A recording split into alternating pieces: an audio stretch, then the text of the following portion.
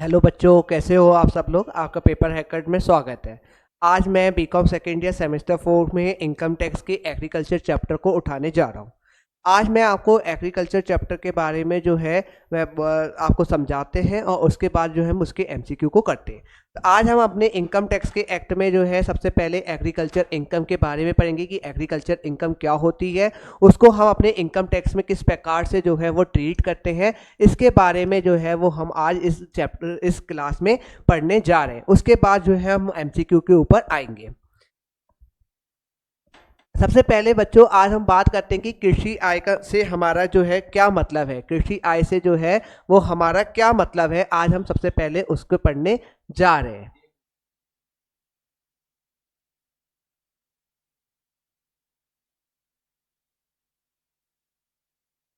ठीक है, सबसे पहले आज बच्चों हम सबसे पहले पढ़ने जा रहे हैं कि कृषि आय से क्या मतलब होता है। देखो, हमारे इनकम टैक्स में जो कृषि आय को है वो 3 भागों में बांटा गया है। ठीक है, काह, खा और गा। सबसे पहले आज हम बात करते हैं कि कृषि आय में का में सबसे पहले क्या कहा गया। इन्होंने कहा गया है कि भूमि से प्राप्त किराया अवतल आगन। ठीक है, वो भूमि से प्राप्त किराया जो कि भूमि भारत में स्थित होनी चाहिए, भूमि का प्रयोग कृषि के कार्यों में होना चाहिए। देखो 3 लाइनें बोली, क्या, भूमि से प्राप्त किराया, वो भूमि भारत में स्थित होनी चाहिए और भूमि का प्रयोग कृषि के कार्यों में होना चाहिए। देखो अगर हम शॉर्ट में बोलें तो क्या हो गया इसका मतलब, वो भूमि जो आपके भारत देश में है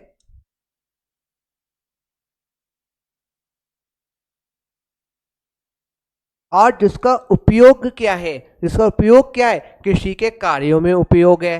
और उस कृषि से, उस भूमि से आपको क्या मिल रहा है, किराया मिल रहा है। तो हमारा पहला कृषि का क्या पॉइंट बोलता है कि भूमि से प्राप्त किराया वो भूमि जो भारत में स्थित होनी चाहिए और भूमि का जो प्रयोग है वो कृषि के कार्यों में होना चाहिए।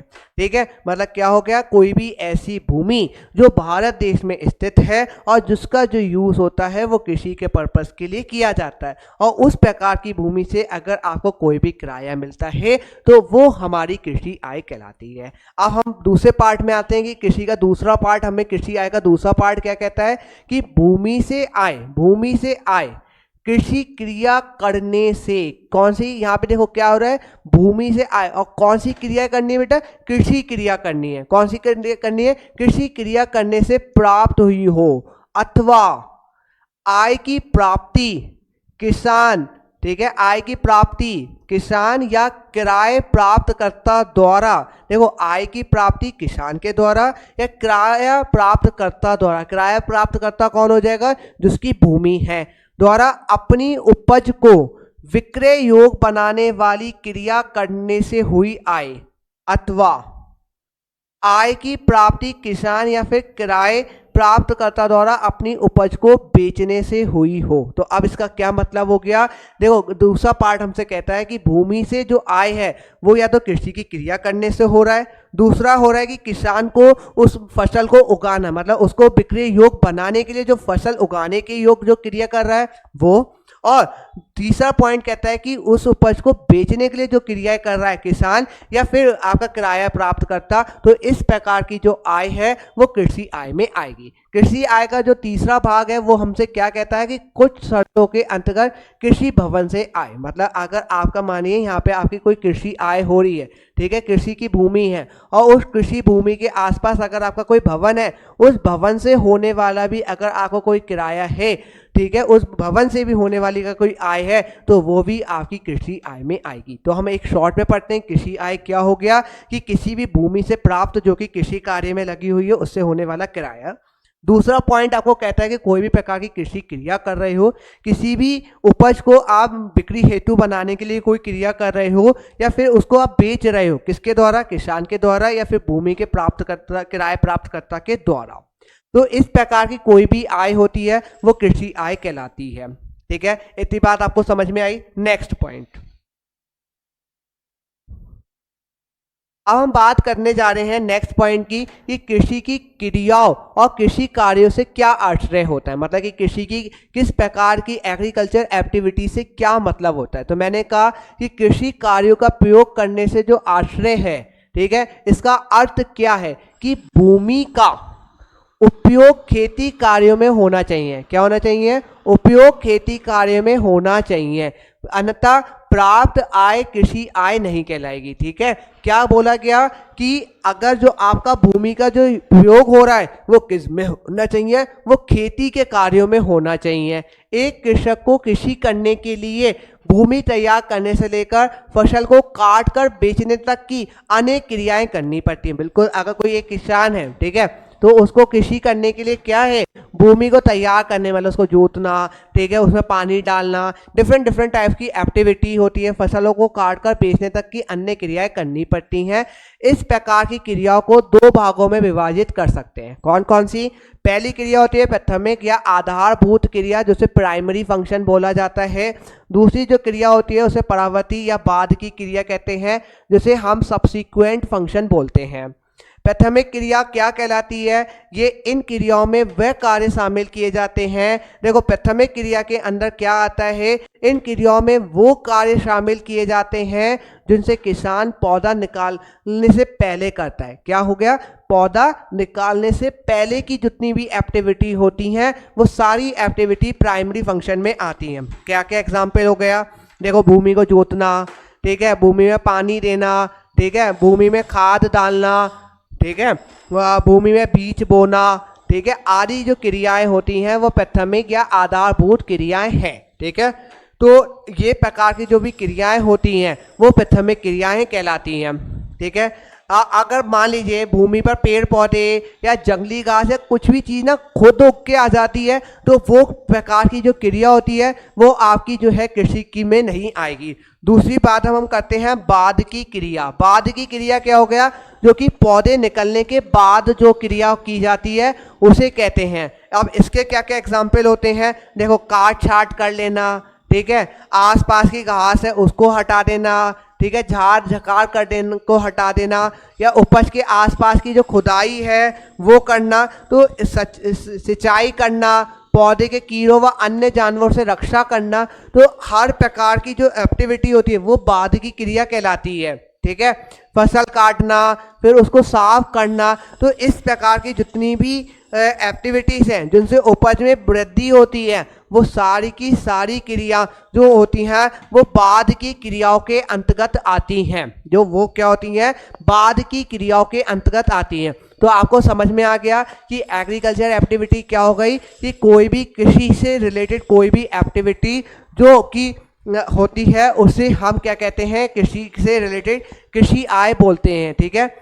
अब मैंने आपको कहा कि दो प्रकार के कृषि कार्य होते हैं, एक होता है आपका प्राथमिक और एक होता है बाद की क्रिया। प्राथमिक कार्य क्या हो गया? जो पौधों को उगाने से पहले की एक्टिविटी जितनी भी होती हैं वो आपकी प्राथमिक क्रियाएं कहलाती हैं, और जो बाद की क्रियाएं होती हैं, पौधे को काटना, ठीक है, उसके आसपास की सफाई करना, ठीक है, सिंचाई का काम करना, तो इस प्रकार की जितनी भी एक्टिविटीज होती हैं वो बाद की क्रियाएं कहलाती हैं। आई होप यहाँ तक आपको कोई भी डाउट नहीं होगा, सब चीजें बहुत क्लियरली समझ में आई होंगी। नेक्स्ट पॉइंट,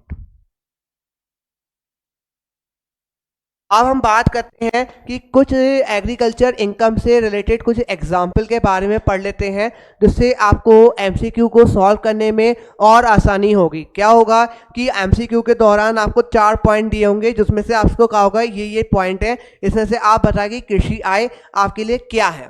तो कुछ एग्जाम्पल हैं जिसको मैं आपको समझाना चाहता हूँ। देखिए, सबसे पहला पॉइंट है बंधक रखने वाले व्यक्ति द्वारा उप किराएदार से कृषि भूमि के लिए प्राप्त किया गया किराया। देखो, अगर कृषि भूमि से अगर आपको किसी भी प्रकार का किराया मिलता है तो वो आपकी एग्रीकल्चर इनकम है, चाहे वो भूमि का प्राप्त करता लेता हो, या सपोज करो मैंने किराए पर भूमि ली और मैंने किसी दूसरे को दे दी, तो वो भी मेरे लिए क्या हो जाएगी? वो एग्रीकल्चर इनकम हो जाएगी। पहला पॉइंट। दूसरा कहता है कृषि कार्यों में संलग्न फर्म से किसी साझे द्वारा पूंजी पर प्राप्त किया गया ब्याज। अगर सपोज करिए यहाँ पे दो जने ए एंड बी, ये दो मिलकर अगर एग्रीकल्चर का काम कर रहे हैं, इन लोगों ने क्या करा? 10-10 लाख रुपए पैसा लगाया, ठीक है, इस एग्रीकल्चर में, तो इनके ऊपर अगर कोई ब्याज इनको मिल रहा है, ठीक है, कोई इंटरेस्ट या ब्याज मिल रहा है, तो ये इंटरेस्ट भी जो है वो एग्रीकल्चर की इनकम कहलाएगी। थर्ड, तूफान में नष्ट हुई फसल के लिए बीमा कंपनी से प्राप्त क्षतिपूर्ति। ठीक है। अगर आपको फसलों में नष्ट हो जाती हैं और उससे अगर आपको किसी भी इंश्योरेंस कंपनी से अगर आपको कुछ मिलता है, तो इस प्रकार की एक्टिविटी में आपका क्या होगा, ये भी एग्रीकल्चर एक्टिविटी मिलेगी। अगर आपको किसी भी फसलों का नुकसान होता है, बीमा कंपनी आपको उसका पैसा देती है, तो इस प्रकार की एक्टिविटी भी आपकी एग्रीकल्चर एक्टिविटी में आएगा। चौथा, फूल पौधे और क्या उगाने से होने वाली आय भी आपकी एग्रीकल्चर इनकम कहलाएगी। नेक्स्ट, इतनी बात आपको समझ में आ गई। नेक्स्ट अब हम बात करते हैं कि नॉन एग्रीकल्चर इनकम क्या होती है। ठीक है, बात अब हम करते हैं कि नॉन एग्रीकल्चर इनकम क्या होती है। नॉन एग्रीकल्चर इनकम मतलब कि गैर कृषि आय क्या होती है। तो बेटा ये बहुत सारे एग्जाम्पल हैं, इन आयों को आप जो है वो कृषि आय नहीं मानते, जिसमें से मैं आपको कुछ आय के बारे में बता देता हूँ। कि पहला हम बात करते हैं कि कृषि भूमि में पिछले बकाए किराए पर दिया गया ब्याज की रकम। देखो, भूमि पे अगर आपको किराया है, ठीक है, अगर भूमि पे किराया है, भूमि का किराया है, तो वो तो आपके एग्रीकल्चर है, ठीक है। लेकिन इस किराए पे अगर आपको कोई ब्याज मिला है, तो वो आपकी एग्रीकल्चर एक्टिविटी नहीं कहलाएगी। दूसरी बात करते हैं कि मुर्गी पालन से आय। मुर्गी पालन अगर आप करते हैं तो उस प्रकार से अगर कोई आय होती है मुर्गियों के पालन करने से, तो वो आपकी नॉन एग्रीकल्चर इनकम होती है। इन सबको बहुत ध्यान से याद रखना है। इसी प्रकार के आपको कुछ पॉइंट दिए जाएंगे और पूछा जाएगा कौन सी एक्टिविटी एग्रीकल्चर है और कौन सी एक्टिविटी नॉन एग्रीकल्चर है। तो इसके लिए बहुत ध्यान से इसको समझिएगा। मछली पालन, देखो अगर मुर्गी पालन, मछली पालन, इस प्रकार का कोई भी पालन हो रहा है तो आपके लिए वो नॉन एग्रीकल्चर एक्टिविटी है। खानों की रॉयल्टी से आया हुआ, ठीक है, मक्खन पनीर की बिक्री कर रहे हैं, अगर आप मक्खन और पनीर की बिक्री कर रहे हो तो मक्खन और पनीर की बिक्री आपकी एग्रीकल्चर इनकम नहीं कहलाती है। ठीक है, इस प्रकार से हमारे पास बहुत सारे एग्जाम्पल हैं, एक बार आप उनको रीड करके देखिए। समुद्री जल से भूमि में पानी भर के उत्पादित नमक से आए। ठीक है, समुद्री जल से क्या हुआ, अगर भूमि का पानी भर के, ठीक है, समुद्री जल में से भूमि का अगर आप नमक उत्पादित कर रहे हो तो वो भी आपकी नॉन एग्रीकल्चर इनकम है। इस प्रकार से हमारे पास बहुत सारे इसके एग्जाम्पल हैं, जिसमें से मैंने आपको कुछ समझाने की कोशिश करी है। ठीक है, हाँ, उसके बाद अगर हम बात करें ईंट बनाने हेतु उपयुक्त भूमि की आय। अगर आप ईंटें बना रहे हैं, ठीक है, ईंटें बनाने का अगर आप काम करें तो ईंट बनाना भी कोई एग्रीकल्चर की एक्टिविटी नहीं है। ठीक है, एक बार आप इनको रीड करिएगा, बहुत सारे पॉइंट्स हैं, समझिएगा।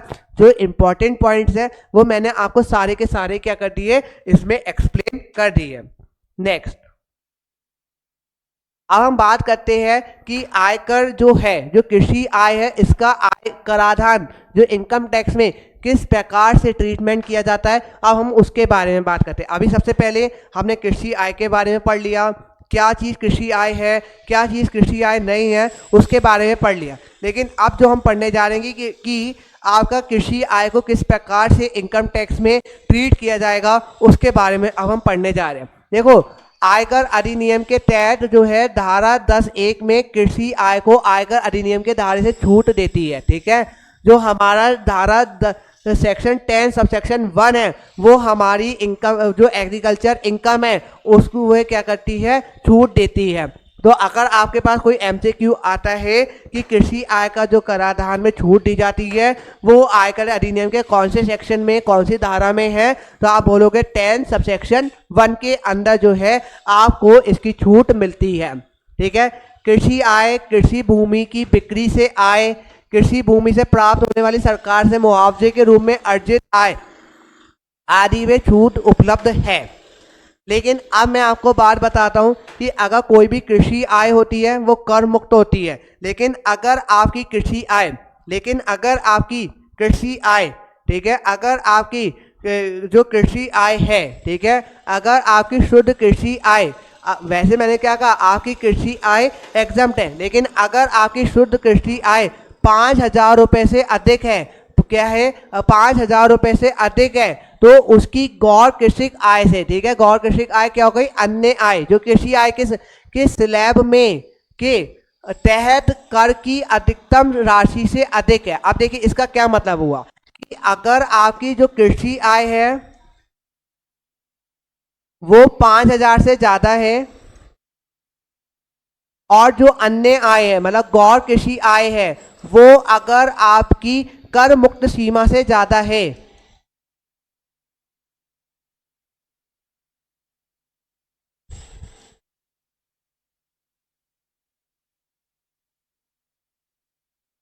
ठीक है, अगर आपकी कृषि आय 5,000 रुपये से ज़्यादा है और अन्य आय कर मुक्त सीमा से ज़्यादा है तो इस प्रकार की आय में आपको जो है कृषि पे जो है वो टैक्स लगता है। उसके बाद मैं आपको बता दूं जो हमारी कर मुक्त सीमा है वो हमारे लिए जो है 60 वर्ष से कम व्यक्तियों के लिए जो कर मुक्त सीमा है वो 2.5 लाख रुपए होती है, और उससे अधिक व्यक्तियों के लिए जो कर मुक्त 60 वर्ष से अधिक आयु के व्यक्ति हैं उनके लिए जो कर मुक्त सीमा होती है वो 3 लाख रुपए होती है। ठीक है, तो अगर आपको कृषि को टैक्सेबल करना है तो उसके लिए 2 पॉइंट हो गए, जो हमारी कृषि आय है वो 5,000 रुपये से ज़्यादा होनी चाहिए और जो हमारी अन्य आय है वो कर मुक्त सीमा से क्या होनी चाहिए, ज़्यादा होनी चाहिए। तो अगर आपकी कृषि आय 5,000 रुपये से कम है तो वो कर मुक्त है। ठीक है, तो अब हम बात करते हैं नेक्स्ट पॉइंट पे।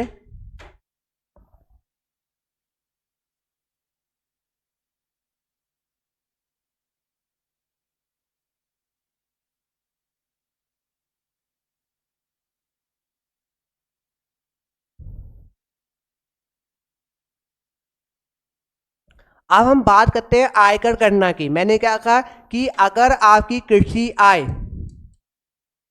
5,000 रुपये से ज़्यादा है, ठीक है, और अन्य आय कर मुक्त सीमा से ज़्यादा है,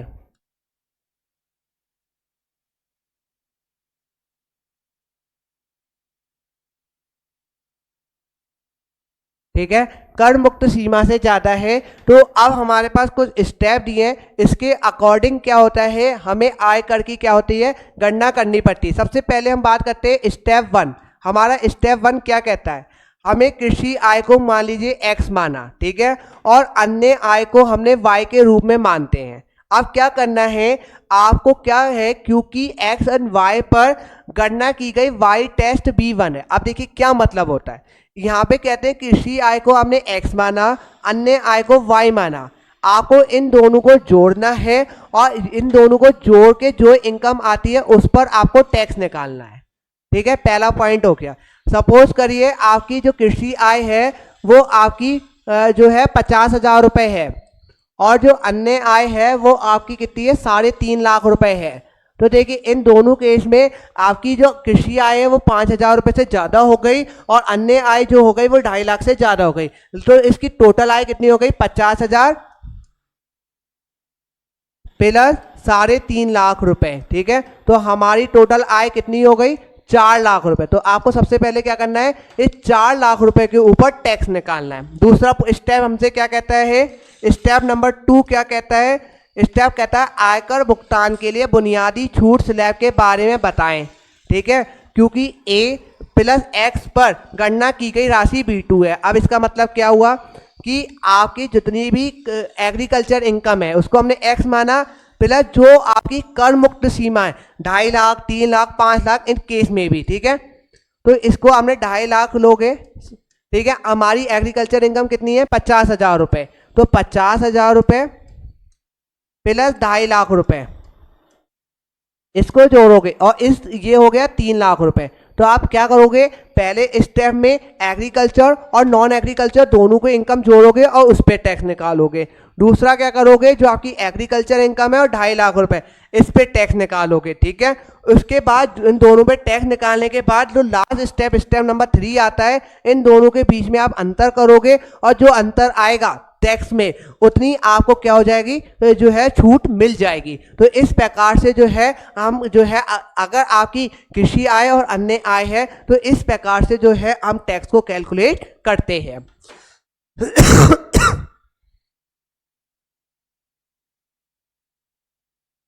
आज का लास्ट टॉपिक हमारा बचता है मिश्रित आय क्या होती है। सबसे पहले मैं आपको बता दूं हमारे यहाँ पे मिश्रित आय 3 तरीके की हो गई, एक रबर के, एक कॉफी की और एक चाय की। ठीक है, एक रबर की, एक कॉफी की, एक चाय की।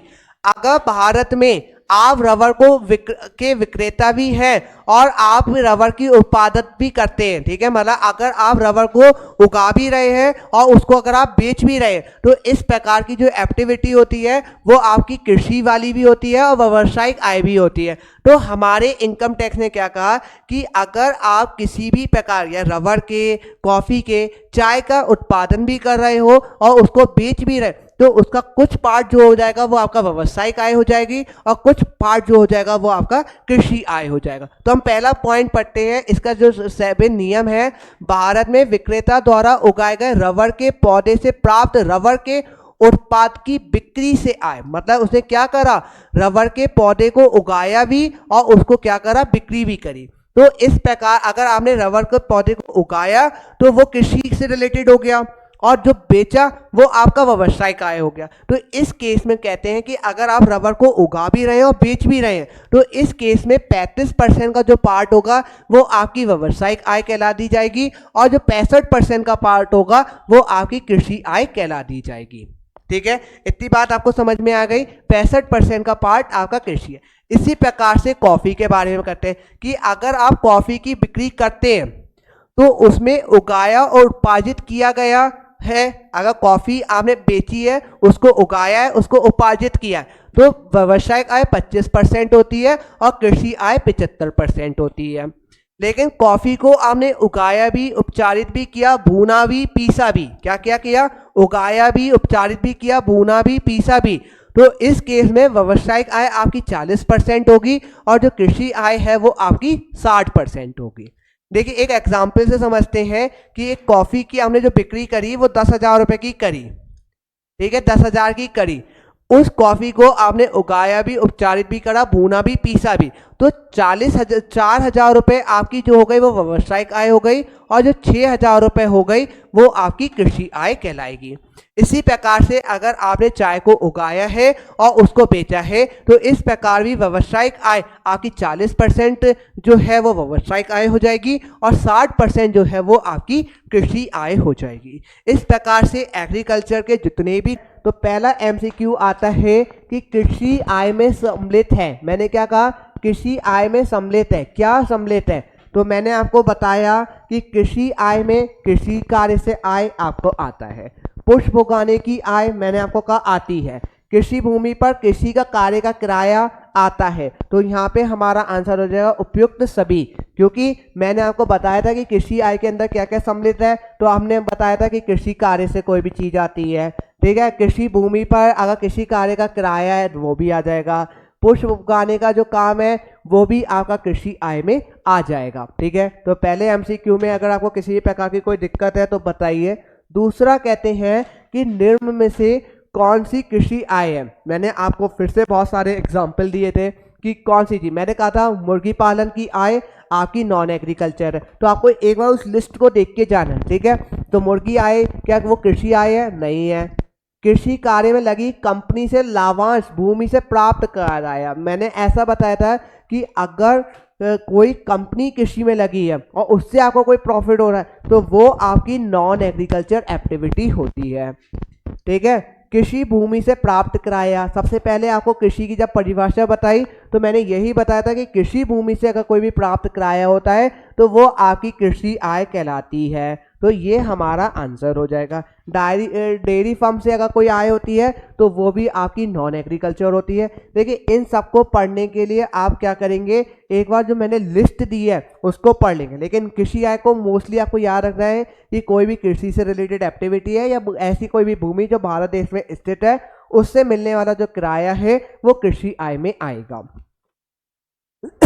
नेक्स्ट अब हम बात करते हैं, कृषि आय एक ऐसी आय है, मैंने आपको क्या बताया, ये कृषि आय एक ऐसी आय है जो कि कर मुक्त है, जो कि क्या है, कर मुक्त है। हमारी जो कृषि आय है वो क्या है, कर मुक्त है। ठीक है, लेकिन अगर यहाँ पे होता है कि कृषि आय के साथ साथ हमारी अन्य आय भी है तो फिर उसको हम आंशिक जो है हमारी कृषि आय क्या हो जाती है, टैक्सेबल होती है और आदि नहीं होती है। लेकिन हमारे पास सिर्फ कृषि आय है तो वो बिल्कुल कर मुक्त रहती है। नेक्स्ट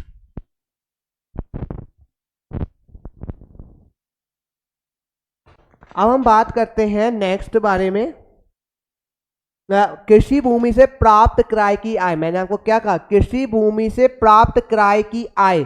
भैया अगर आपको वो क्या हो गई, पहली पहली डेफिनेशन में मैंने बताया था कि कृषि से भूमि से प्राप्त क्रय की आय हमेशा आपकी क्या रहती है, कृषि आय रहती है, हमेशा क्या रहती है, कृषि आय रहती है।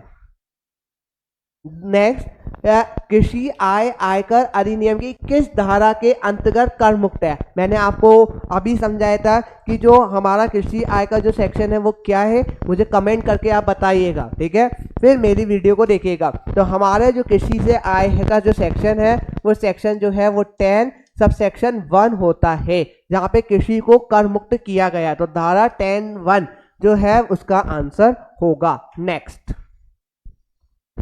कृषि आय आय के किस शीर्षक के अंतर्गत जोड़ी जाएगी, कृषि आय आय के किस शीर्षक के अंतर्गत जोड़ी जाएगी। हाँ, इस चीज को आप और समझ लीजिए, जो आपकी कृषि आय होती है वो कृषि आय जो होती है वो हमेशा अन्य साधनों की आय कहलाती है, हमेशा अन्य साधनों की आय कहलाती है। कृषि आय जो होती है वो हमेशा अन्य साधनों की आय कहलाती है, ठीक है। नेक्स्ट, निम्नलिखित में से कौन सी कृषि आय है, बताइए।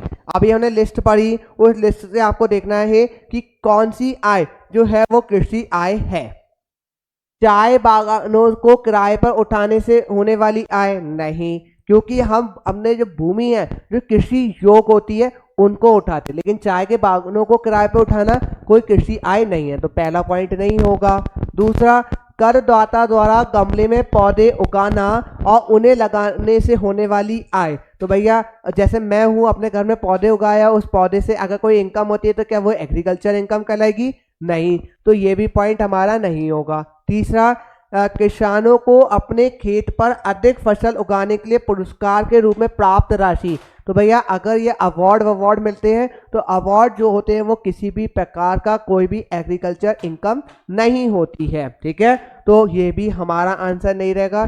चौथा है तंबाकू सुखा के बेचने होने वाली, हाँ भैया तंबाकू एक प्रकार की जो होती है वो कृषि से रिलेटेड एक एक्टिविटी होती है, इसलिए इसको तंबाकू से जो सुखा के बेचने वाली जो एक्टिविटी है वो हमारी कृषि आय कहलाएगी, तो आंसर डी इसका होगा। नेक्स्ट, कृषि फर्म में कार्यरत मैनेजर का वेतन आय है, तो बेटा देखो मैंने आपको कहा कि कृषि का बिजनेस हम कर रहे हैं, तो कृषि की में क्या आता है, या तो उस भूमि से मिलने वाला किराया या उस एक्टिविटी से होने वाली इनकम, लेकिन मेरे यहाँ पे और लोग काम कर रहे हैं और उनको अगर मैं किसी भी प्रकार का वेतन देता हूँ तो उस बंदे के लिए जो वो सैलरी होगी वो उसके लिए वेतन है, ना कि उसके लिए कोई एग्रीकल्चर एक्टिविटी से, ठीक है। सपोज कर लीजिए किसी का व्यापार है एग्रीकल्चर का और मैं उसके यहाँ पे अकाउंटिंग का काम कर रहा हूँ और वो मुझे सैलरी दे रहे हैं, ठीक है, तो इस प्रकार की वो मेरे लिए सैलरी हेड में टैक्सेबल होगी, ना कि वो एग्रीकल्चर में। तो इसलिए यहाँ पे जो हमारी किसी फार्म में कार्यरत मैनेजर का जो वेतन होगा वो हमेशा हमारे वेतन में ही आएगा, वो कभी भी कृषि आय में नहीं आएगा, ठीक है।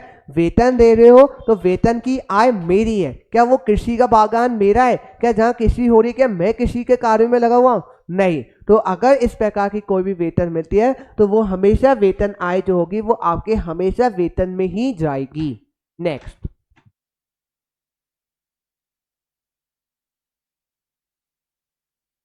चाय के उत्पादन व विक्रय में सम्मिलित कितना प्रतिशत कृषि आय माना जाता है। मैंने आपको बताया था कि अगर आप चाय का उत्पादन भी कर रहे हो और प्लस बेच भी रहे हो तो 40% की एक्टिविटी आपकी नॉन एग्रीकल्चर होती है और 60% की एक्टिविटी जो होती है वो आपकी एग्रीकल्चर रहेगी, ठीक है, जो कि मैं आपको अभी बता चुका हूं। मैं आपको इसके लिए दिखा भी सकता हूं, जो कि अभी हम लोगों ने पढ़ा कि अगर आप चाय की बिक्री करते हो तो अगर आप चाय की बिक्री करते हो तो चाय की बिक्री से आपको क्या होगा, 40% की आपके व्यावसायिक आय कहलाती है और 60% की आय आपकी कृषि आय कहलाती है, ठीक है। तो ये बात आपको समझ में आ गया। तो हमसे क्या पूछा गया कि कितना प्रतिशत कृषि आय माना जाएगा, कितना प्रतिशत कृषि आय माना जाएगा, कमेंट में बताना, ठीक है। मैं इसका आंसर आपको बताता हूं, तब तक 60% कृषि आय मानी जाएगी। नेक्स्ट, कर की गणना हेतु कृषि आय को करदाता की कुल आय में जोड़ा जाता है। ठीक है, तो मैंने आपको क्या कहा कि कृषि आय किसी की भी हो सकती है, वो एक व्यक्ति की भी हो सकती है, एक कंपनी की भी हो सकती है, एक सरकारी समिति की भी हो सकती है। ठीक है, तो कृषि आय कोई भी कर सकता है। तो अगर कृषि आय है तो वो किसी के में भी इंक्लूड हो सकती है। तो यहाँ पे आप लिखेंगे उक्त सभी की आय में हम कृषि आय को इंक्लूड कर सकते हैं। नेक्स्ट देखिए, कर की गणना करने के लिए कृषि आय को कुल आय में शामिल किया जाता है। मैंने क्या बताया था कि अगर आपकी कृषि आय अगर 5,000 रुपए से अधिक है और अदर आय आपकी बेसिक एग्जम्पशन लिमिट मतलब कर मुक्त सीमा से ज्यादा है तो हम लेते हैं। लेकिन इन्होंने पूछा कि कर की गणना करने के लिए कृषि आय को कब लिया जाएगा, जब वो 5,000 रुपए से ज्यादा की होगी। तो हमारा पहला आंसर क्या कह रहा है, कृषि आय 5,000 से अधिक हो। हाँ जी बिल्कुल, 5,000 से अधिक होगी कृषि आय तो हम उसको लेंगे। ठीक है, कर गणना करने के लिए कृषि आय को कुल आय में शामिल किया जाता है यदि, ठीक है, कम पहला 5,000। ठीक है, दूसरा पॉइंट पढ़ते हैं, कृषि आय 5,000 से अधिक हो और कुल आय कर मुक्त सीमा से अधिक हो और कुल आय कर मुक्त सीमा से अधिक हो। तो हमारा पॉइंट पहला ज्यादा अच्छा लग रहा है या दूसरा वाला ज्यादा सुटेबल लग रहा है? तो हमारा पहला पॉइंट कम सुटेबल लग रहा है in comparison to second point, क्योंकि कृषि आय 5,000 से अधिक होनी चाहिए और बाकी की आय जो होनी चाहिए वो कर मुक्त सीमा से अधिक होनी चाहिए। तो बी पॉइंट हमारा ज्यादा अच्छा है कि कर युक्त गणना करने के लिए कृषि आय को हम कब लेते हैं, जब कर आय 5,000 रुपए से ज्यादा है और जो अन्य आय है वो कर मुक्त सीमा से ज्यादा है। देखो 10,000 वाला कोई झंझट हमारा था नहीं, 50,000 वाला कोई झंझट था नहीं, तो इस वाले पॉइंट को हमें काटना है और बी वाले पॉइंट को क्या करना है, हमें टिक करना है। नेक्स्ट, अब हमसे पूछता है भारत में कॉफी उगाकर, ठीक है, उसको संसाधित करके भून कर पीस कर, देखो यहाँ पे आपको सादित भी कर रहे हैं, भून भी रहे हैं, पीस भी रहे हैं, जब अगर आप सब प्रकार का काम करते हो। अब आपसे पूछा है व्यावसायिक आय कितनी होगी, तो मैं आपको ऑलरेडी बता चुका हूं कि अगर आपके कॉफी की बिक्री है, ठीक है, अगर आप कॉफी की बिक्री करते हैं तो विक्रेता द्वारा उसे उगाया गया, उपचारित किया गया, भूना गया, पीसा गया, तो व्यावसायिक आय जो होती है वो 40% रहती है और जो कृषि आय रहती है वो 60% रहती है। ठीक है, तो इसका आंसर हमारा क्या होना चाहिए, व्यावसायिक आय पूछ रहा है तो व्यावसायिक आय हमारी कितनी होगी, 40% होगी। लेकिन अगर इसके आगे आपसे पूछा जाता कि कृषि आय कितनी होगी तो इसका आंसर होता 60%। ठीक है, इतनी बात आपको समझ में आ गई। नेक्स्ट एमसीक्यू, तो देखो मेरे ना पहले वाले नोट्स आप पढ़ लोगे तो इसके जितने भी एमसीक्यू हैं वो बहुत आसानी से आप कर सकते हो। भूमि से संबंधित है किंतु कृषि आय नहीं है, बताइए, भूमि से संबंधित है किंतु कृषि आय नहीं है। स्वयं उग गई घास, भैया अगर आपके स्वयं आग उग जाती है तो क्या आपके लिए कोई एक्टिविटी आपने करी, भूमि से रिलेटेड कोई एक्टिविटी नहीं करी, तो ये हमारी कृषि आय नहीं है, बिल्कुल नहीं है। ठीक है, तो ये आंसर हमारा हो सकता है।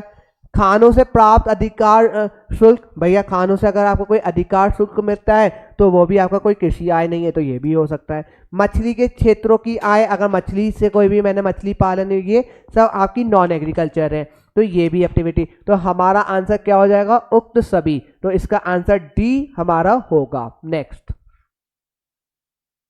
भारत में रबर उगाकर, देखो मैंने रबर वाला भी बताया, ये पॉइंट ना बहुत इंपॉर्टेंट है, रबर उगाकर उसको लैक्टस बनाकर बेचने की आय का कितना भाग कृषि आय होगा। तो मैं आपको बताऊं कृषि आय कितना होगा, तो मैंने आपको बताया था कि अगर रबर है तो रबर के केस में अगर आप बना के उससे बेचते हैं तो इसका जो परसेंटेज होता है वो 25 एंड 75% होता है। ठीक है, देखिए अगर मैं आपको दिखाना चाहूँ तो दिखा भी सकता हूँ, तो सॉरी 35 और 65% होता है। अगर सॉरी रबर का जो होता है वो हमारा कितना होता है, रबर का जो व्यावसायिक आय होती है वो 35% और कृषि आय कितनी है, 65% होती है। ठीक है, कितनी होती है, ये हमारा जो है वो 35 और 65% होती है। कितनी होती है, 35 और 65% होती है।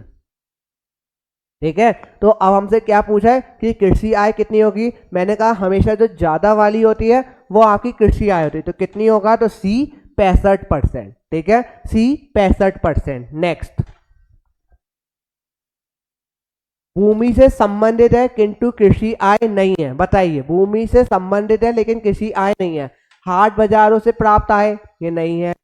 पत्थरों में खानों से आय, भैया ये भी आपकी नॉन एग्रीकल्चर एक्टिविटी है। सिंचाई के लिए पानी देने से आय, ये भी आपकी जो है वो हमारी नॉन एग्रीकल्चर एक्टिविटी। युक्त सभी आपका जो हो जाएगा आंसर हो जाएगा कि ये कृषि आय नहीं है। तो इसके लिए मैं आपको एक पीडीएफ प्रोवाइड कर दूंगा, उस पीडीएफ से आप बहुत इजीली उस कृषि से रिलेटेड जितनी भी थ्योरी है जो आपके एमसीक्यू से रिलेटेड, वो आप एक बार उसको पढ़ेंगे तो इससे रिलेटेड कोई भी एमसीक्यू आएगा आप बहुत आसानी से कर लेंगे।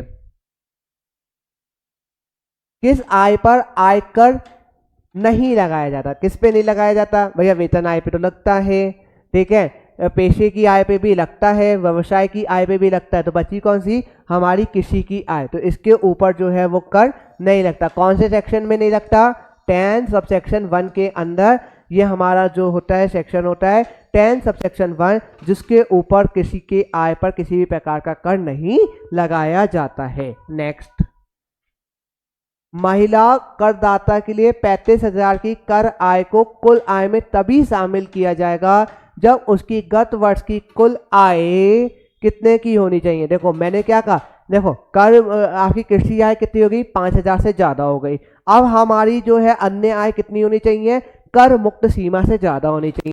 देखो यहाँ पे इसने महिला करदाता दिया, लेकिन महिला करदाता के साथ कोई एज नहीं दी। अगर यहाँ पे कोई एज होती तो हम उसके अकॉर्डिंग देखते हैं, लेकिन नहीं है तो हम ये सोच के चल रहे हैं कि वो 60 साल से कम है, और 60 साल से अगर कोई व्यक्ति कम होता है तो कर मुक्त आय कितनी होती है, 2.5 लाख रुपए। तो इसके लिए इसका आंसर क्या हो जाएगा, बी 2.5 लाख रुपए, ठीक है। नेक्स्ट, भारत में कॉफी उगाकर उसको संसाधित करके बेचकर प्राप्त आय का 10 भाग कृषि आय कहलाता है। फिर से मैं आपको उस पॉइंट पे लेके चलता हूँ। कॉफी को है, ठीक है, क्या है, कॉफी है, और कॉफी को उगाया गया और उपचारित किया गया। अगर कॉफी को उगाया गया और उपचारित किया गया है सिर्फ, तो 25 और 75% होता है। लेकिन कॉफी को अगर आप उपचारित भी करते हैं, भुनाते भी हैं, पिसाते भी हैं, तो वो 40% और 60% होता है। अब हमने एमसीक्यू पे पढ़ते हैं और उससे पूछते हैं कि भैया तुम क्या हमसे पूछना चाहते हो। तो कॉफी को इसने उगाया है और संसाधित करा है, भूना पीसा और कुछ भी नहीं है, ठीक है। जब आप किसी भी को भी भूनेंगे पीसेंगे नहीं, तो मैंने आपको क्या बताया, आप कितना लोगे, 25 और 75% लोगे। कितना लोगे, 25 और 75% लोगे। तो हमसे क्या पूछा है, कृषि आय पूछा है। तो हमारा कितना है, 25 एंड 75%। मैंने आपको कहा ज्यादा वाला जो पोर्शन होता है वो हमेशा कृषि आय होता है। तो इसका आंसर क्या हो जाएगा, 75% हो जाएगा। ये जो चाय वाला, कॉफी वाला, रबर वाला जो परसेंटेज है, इसको आप बहुत अच्छे से याद रखिएगा, क्योंकि एक ना एक एमसीक्यू आपका जरूर इसमें से आएगा, ठीक है। तो नेक्स्ट हम बात करते हैं कि कृषि आय है, क्या है कृषि आय। देखो बेटा, कृषि कार्यों से आय बिल्कुल हो जाती है, उपज बेचने और बेचने योग्य बनाने से आय बिल्कुल हो जाती है, फार्म हाउस से आय आपकी, और उक्त सभी से। तो हमने कहा कि जो हमारी कृषि आय होती है वो कृषि कार्यों से होने वाली आय कृषि आय कहलाती है। नेक्स्ट, निम्नलिखित प्राप्त आय में से कौन सी आय कृषि आय है। देखो, पाकिस्तान से कृषि भूमि से आय नहीं। मैंने आपको क्या बोला था कि जो हमारी भूमि होनी चाहिए वो कहाँ पे होनी चाहिए, भारत देश में होनी चाहिए। तो पहला पॉइंट नहीं होगा।